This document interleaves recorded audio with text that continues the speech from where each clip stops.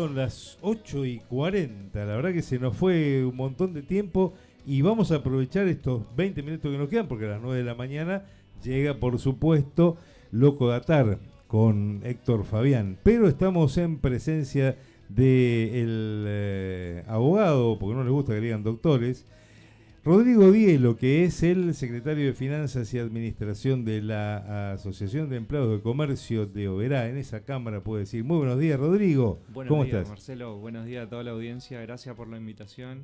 Qué Una vez gusto más. de tenerte. ¿Sabés que es la Igualmente. primera vez que vos venís como invitado a nuestro programa? Como invitado, sí. He venido muchas veces y he estado tras bambalinas, pero Claro. y la verdad, no soy muy amigo de las entrevistas y no me siento muy cómodo, pero bueno, ya que un amigo me Bueno, lo muchas pide, gracias. estamos acá. No, firme. pero aparte, el motivo, ¿por qué? Porque de hecho hay que contarle a la audiencia que Rodrigo Dielo es hijo de Ramón Dielo, que ha sido durante muchos años el responsable de asuntos laborales de AECO. Sí, Tu papá, podemos decir que es un prócer en lo que tiene que ver con la defensa de los derechos de los trabajadores. sí, sí. Y ahí, bueno, a vos te toca ahora tomar esa posta, si bien con otra función, en otra área del gremio, pero en un momento muy difícil, como es el que estamos viviendo en referencia a lo que es esta nueva ley de reforma laboral. La pregunta tenía que ver con tu actividad profesional, porque vos sos abogado, has trabajado lo que son los juicios laborales y demás.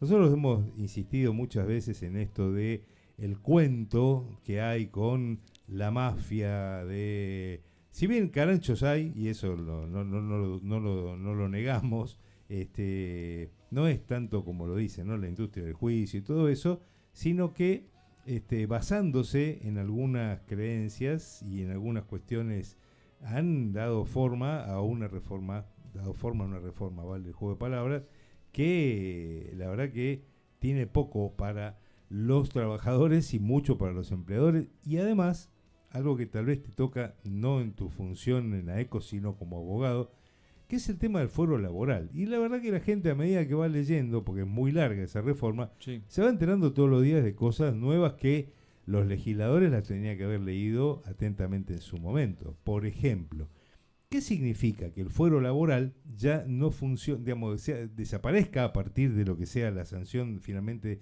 y promulgación de la ley, que puede pasar este viernes y después que la va a firmar seguramente el presidente de la Nación el sábado en una de esas, o mandará un tuit, un X como manda él a cada rato, y que después desaparece ese fuero y que ahora, si vos tenés un problema con un juicio laboral, vas a tener que ir a los tribunales de la Ciudad Autónoma de Buenos Aires? No es tan A ver, bueno, así.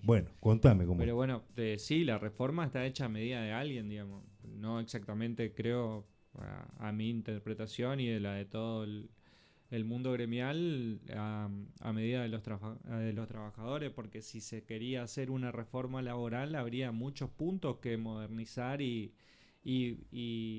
realizar en dicha reforma, digamos. La reforma claramente está hecha a medida de un sector de, si se quiere, del empresariado, no de todo, porque hay un gran sector del empresariado que tampoco estaba, si se quiere, eh, conforme o en coincidencia con este tipo de reforma, porque también crea un problema en el mundo del empresario, porque las reglas ahora tampoco van a ser más claras de las que venían siendo con la 24744, la Esa 20744, ley de contrato de trabajo. la ley de ¿Cierto? contrato de trabajo.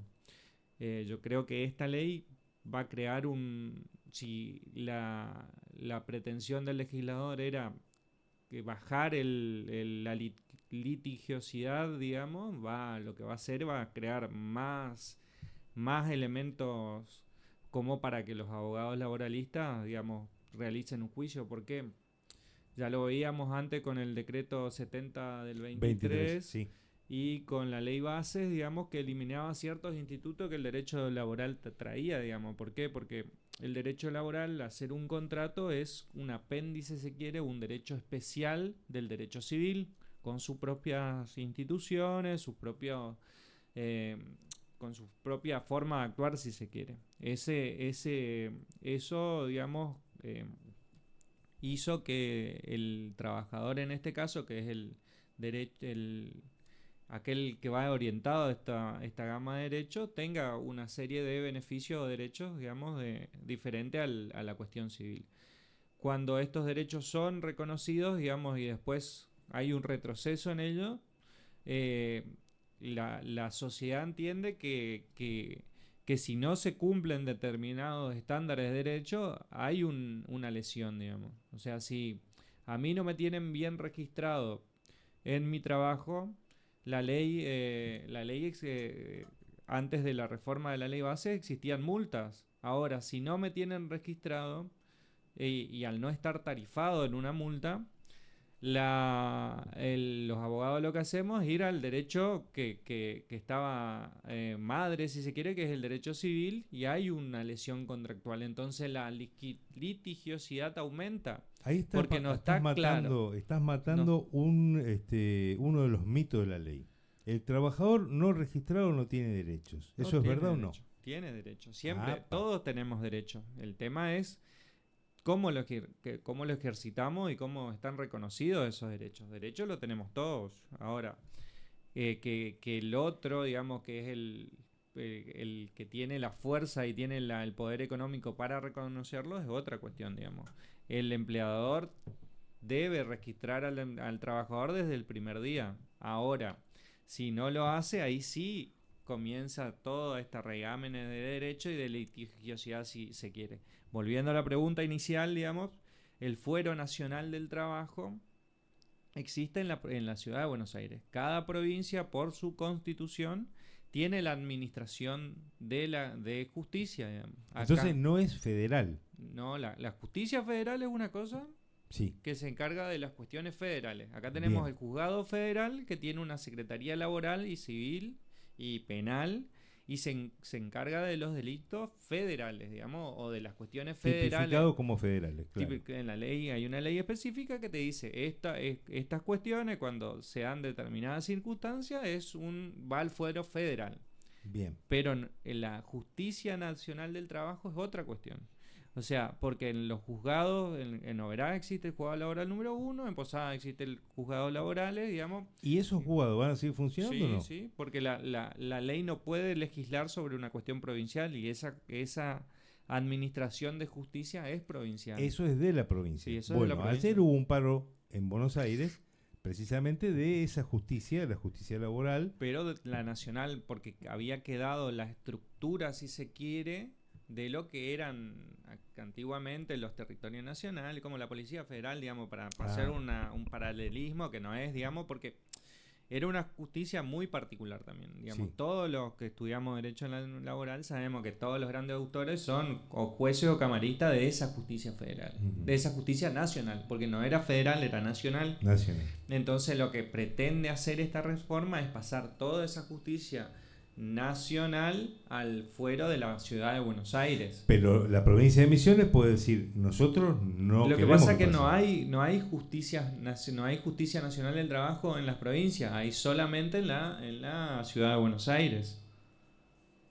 O sea, la justicia nacional del trabajo, esta que vemos con la Cámara Nacional de Apelaciones del Trabajo, donde todos los abogados laboralistas miramos y vemos doctrina y tenemos los fallos plenarios y es la directriz, si se quiere, del derecho laboral, y es por eso existe solamente en la ciudad de Buenos Aires. En los tribunales ordinarios, si se quiere, de justicia laboral son, si se quiere, competencia y tienen territorialidad en la provincia, y cada provincia tiene su administración de justicia laboral. Este era un fuero, digamos, que había quedado desde antes del 94, digamos, cuando la ciudad autónoma de Buenos Aires se provincializa, si se quiere, y quedaron ahí, digamos, como un remanente. Sí, como el tema de la Policía Federal, ampliamente discutido. Claro, lo que fue el traspaso de las funciones de esa justicia. Entonces ahora la ciudad de Buenos Aires va a tener las mismas condiciones que la provincia de Misiones en cuanto a ese tipo de... Porque la provincia de Buenos Aires, cruzando la General Paz, tenía su administración de justicia laboral y tenía diferentes criterios, digamos.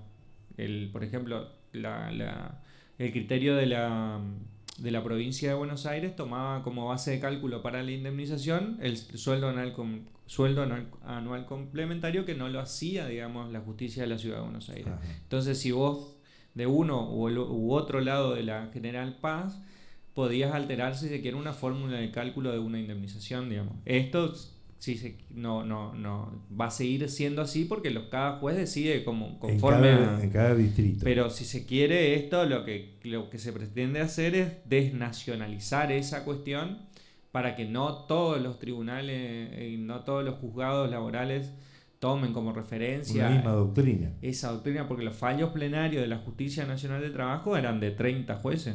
O sea, 30 tipos, digamos, que la mayoría son doctrinarios, que escriben libros sobre derecho de trabajo, se ponían de acuerdo sobre determinada cuestión, y eso tendría, como era nacional, todavía hasta la sanción de la ley era nacional, muchos de los tribunales esa doctrina la tomaban, digamos. Como que tenía un peso simbólico. Sí, tenía mucho peso. Bueno, tiene mucho peso hasta ahora porque todavía no se aprobó. ¿A dónde quería ir yo con esto? Resulta que cuando uno habla, dice abogado laboralista, entonces inmediatamente uno dice, bueno, es un abogado que defiende los derechos del trabajador. Minga, porque las empresas también tienen abogados especialistas en derecho laboral que defienden los derechos de las empresas. De hecho, se dice que esta ley fue redactada en grandes estudios jurídicos que son los que le hacen ahorrar guita a las empresas. Porque imagínate, esta ley, por ejemplo, le facilita el despido, le financia una parte del despido a las empresas. En ciertos puntos sí. En ciertos puntos sí se alteró el pago, más que nada de lo que era la indemnización, no el cálculo, sino el pago cuando una empresa esté parada en la pyme, hasta en 12 cuotas. No, aparte también el Fondo de Asistencia Laboral es un 3% que iba. Pero eso es subsidiario, pero el 245, la fórmula de cálculo, dice no se cambia. O sea, un sueldo, la mejor remuneración normal, mensual y habitual del trabajador por cada año de servicio sigue siendo responsabilidad en cabeza está del empleador. Sigue siendo entonces un mes por año. Sí. Y sigue siendo el mejor mes de ese año. El fondo y ahora cuando dicen que no cuentan las horas extras, por ejemplo, no hay más horas extras. Y bueno, es un problema de doctrina, digamos, que si se quiere esta ley pretende resolver, digamos, pero establece ciertos parámetros, digamos, para la resolución de conflictos judiciales, pero si las horas extras son normales y habituales, como dice la propia reforma, digamos, te da un concepto de normalidad y habitualidad, y estas horas extras están y son normales y habituales, no tendrían que ser parte del cálculo indemnizatorio. El tema es el criterio que cada juzgado tiene, digamos, con respecto a lo que es normal y habitual. Por eso te decía, ahí depende como la competencia y depende el lugar. Cada juez y cada juzgado tenía su criterio, digamos, de qué rubros y qué... Esto, digamos, es más específico. En eso sí la reforma, digamos, si se quiere, perjudica al trabajador, porque había ciertos rubros que se incluían en un cálculo indemnizatorio que esta reforma lo excluye, digamos, lo excluye específicamente de lo que estamos hablando en la cuestión judicial, digamos. Y esto se sigue resolviendo entonces en tribunales de la provincia de Misiones. Sí. Los abogados laboralistas van a tener que estudiar mucho más, sí, porque tienen que estudiar toda esta ley. Y, por ejemplo, la litigiosidad, que nadie dice entonces que con esta ley va a disminuir. ¿Por qué se plantea que va a ser más accesible el despido por parte de las empresas? El tema es, digamos, ese fondo, ese laboral en algún momento va a estar robusto y va a tener dinero. En teoría, digamos, esto es como una asistencia, porque es un fondo de asistencia laboral, digamos, va a asistir a las empresas para cuando se produzca el despido, digamos, va a haber como un ahorro que las empresas van a tener para eso, digamos. Y ahí, pero dice cuándo, como un panorama futuro, hay que ver el cuándo es el cuándo, digamos. Porque y a partir de la sanción de la ley, las empresas van a tener que hacer un depósito del 3% de cada uno de sus trabajadores Pero ese 3% anteriormente iba para la ANSES. Iba para el ANSES. Entonces va a financiar las jubilaciones actuales. En principio sí. Yo estoy, habiendo leído la ley, sin ser abogado, no tener toda esta interpretación que haces vos, para mí esto es un negocio, porque además va a la Comisión Nacional de Valores eso. Y van a hacer timba financiera como hicieron con las FJP. Puede ser. Eso es futurología, pero claro, no, vos sos abogado, entonces no podés. Yo soy periodista, vos sos abogado, vos decís todo puede ser. Pero en realidad yo me baso en la historia. Va orientado. Pues, lo que ya ha pasado, ya nos ha pasado eso. Porque para supuestamente que no se pierda, no se desvalorice, pueden trabajar eso. Sí. Y la FJP compraron acciones de Clarín, por ejemplo. Sí. Y por eso cuando se estatizaron las AFJP, la Nación generó el Fondo de Garantía Sustentable, que es acciones de empresas, porque eran las empresas a las cuales se le habían comprado acciones. Claro. Entonces, y en esta situación, digo, aparecen varios temas dentro de lo que es la ley. Se creó, no sé si un impuesto, pero sí una caja para el Estado, digamos. O sea, porque los fondos son, así como decía Marcelo, digamos, tienen determinadas reglas que cumplir, digamos, porque siempre era la discusión, digamos, están rematando los fondos ANSES o están ocupando los fondos ANSES que no son para eso, para ciertas cuestiones. Ahora, si se quiere, se desvían esos fondos, van a otra caja creada que por ahí tienen unos temas más laxos para intervenir o para sacar. Se me está ocurriendo una cosa, que es un consultorio, pero no arancelado, porque digo, a mucha gente le va a empezar a aparecer esta duda. En AECO, ustedes tienen la posibilidad de darle una mano a gente que no sea afiliado del sindicato, decirle, che, tengo este problema.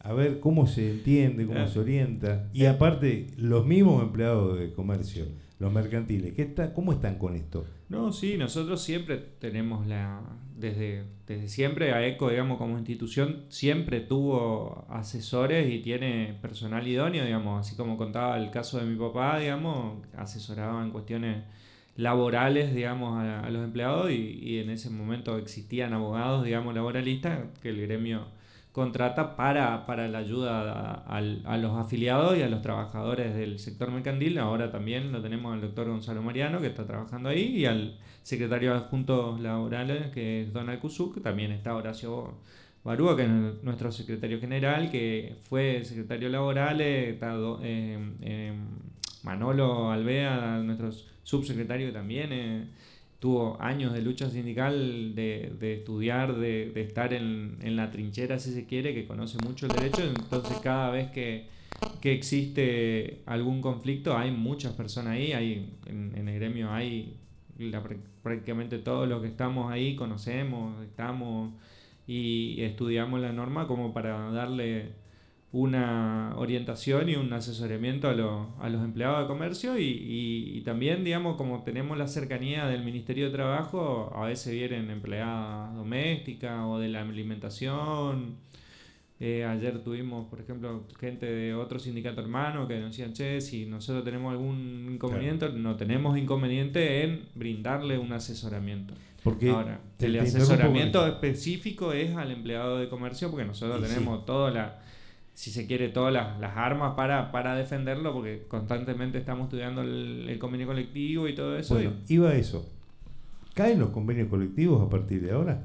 El principio de ultraactividad no está más. Entonces, cada gremio tiene un plazo de 2 años para revalidarlo. O sea, ¿Qué sería ese plazo? ¿Durante ese plazo sigue vigente? Sigue vigente y se da 2 años de plazo para, si se quiere, revalidar, digamos, las cámaras y los empresarios. Cámaras y cada uno de los sindicatos hacer un nuevo modelo de convenio. O puede ser el mismo. No te dice que ¿Y quién lo vota eso? Eso se firma. ¿Se acuerda en el Ministerio de Trabajo? Lo que pasa es que tácitamente los convenios colectivos se iban renovando periódicamente, si se quiere, con las escalas salariales, con las paritarias.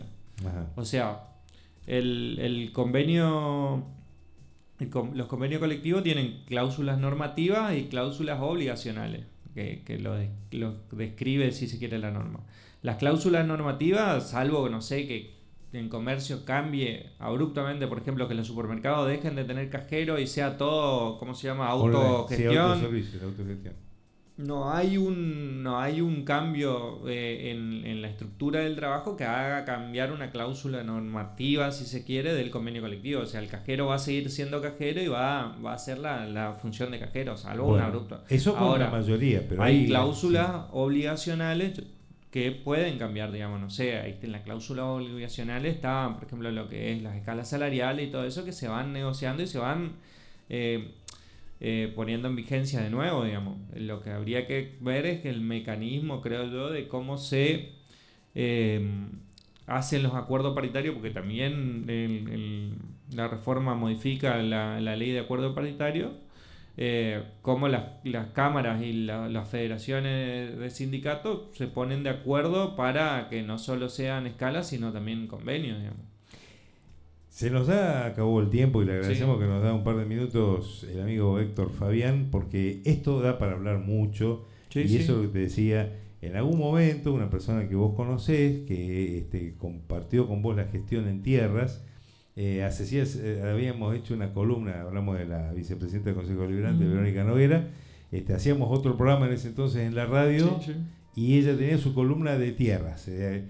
Me parece que estaría bueno, una vez por mes en todo caso, que venga Sí, o que charlemos, porque por ejemplo, te digo, nosotros los periodistas nos quedamos sin convenio.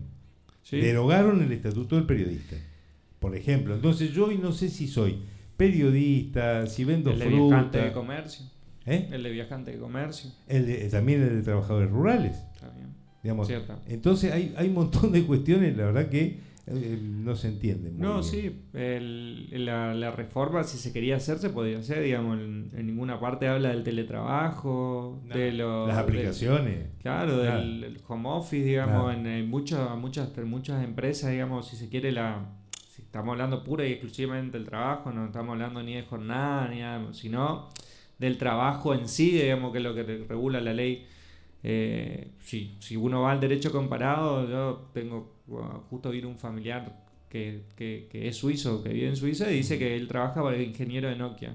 Desde pandemia Nokia no abrió más su edificio y él trabaja de su casa, Claro. porque ya se ahorró el edificio, se ahorró la luz, y acá nunca planteamos la posibilidad de alguien que trabaje de su casa y qué obligaciones va a tener la parte patronal y qué obligaciones va a tener él, cómo se va a contabilizar la carga horaria. Derecho de conexión, por ejemplo. Claro, la luz que Sí, ocupa sí, el sí. muchacho para trabajar, o de qué manera, digamos, qué derechos va a tener reconocido, cómo va a presentar una licencia, si físicamente el patrón no tiene un lugar donde presentarlo, digamos. Hay diferentes cuestiones que se tienen que normar que ahora no se norman, digamos. La ley, digamos, quedamos con la normativa, si se quiere, de la ley vieja, adecuada a un sector de la sociedad que serían un pool de empresas, digamos, porque si uno también se pone a hablar de ciertas cuestiones con ciertos, digamos, con ciertas cámaras, si se quiere, de contadores, algo así, también genera una incertidumbre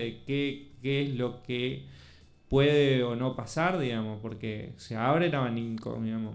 Al buen empleador, ¿en qué le beneficia ahorrar 3% de un fondo SS que capaz nunca lo va a ocupar? Y aparte tampoco lo ahorra porque antes lo aportaba a ANSES. Va a una caja que por ahí el buen empleador, que acá Cumplía. en Oberá hay muchas empresas que tienen personas que tienen 30 años de servicio, que trabajaron toda la vida en una empresa que nunca lo ocupó, digamos. ¿Qué va a pasar con ese fondo?